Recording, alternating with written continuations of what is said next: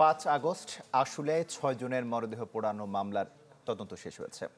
July August গণহত্যায় প্রথম কোনো মামলার তদন্ত শেষ হলো। শিগগিরই শুরু হতে পারে বিচার কাজ। চিফ প্রসিকিউটর তাজুল ইসলাম বলেছেন, গণহত্যার দল হিসেবে আওয়ামী লীগের বিচার সম্ভব। এই সিদ্ধান্ত নিতে হবে সরকারকে।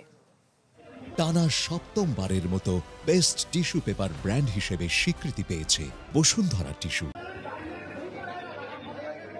5 আগস্ট শেখ হাসিনা পালিয়ে যাওয়ার দিন আশুলিয়ায় ঘটে এক নৃশংস ঘটনা।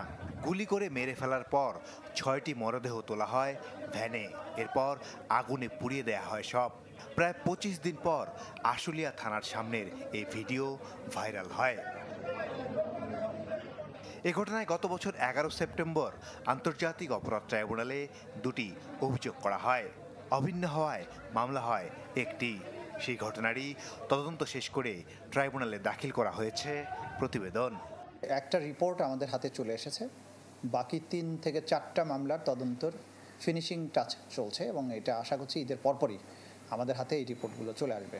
জাতীয় প্রত্যাশার জায়গা থেকে এই ন্যায় বিচার নিশ্চিত করার জন্য যা কাজ আছে সেটা আমরা করব এবং সেটা অবশ্যই আমরা খুব দ্রুততম সময়ের মধ্যে দেখতে পাবেন।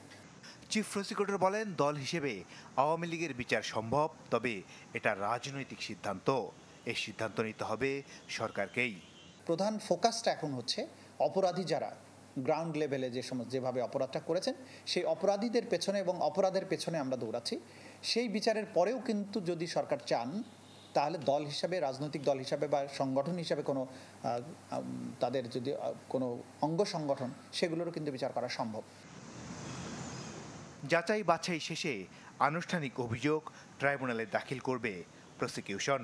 এরপর তা আমলে নিয়ে বিচারের আনুষ্ঠানিকতা শুরু হবে। মাসুদুর রহমান, চ্যানেল 24, ঢাকা।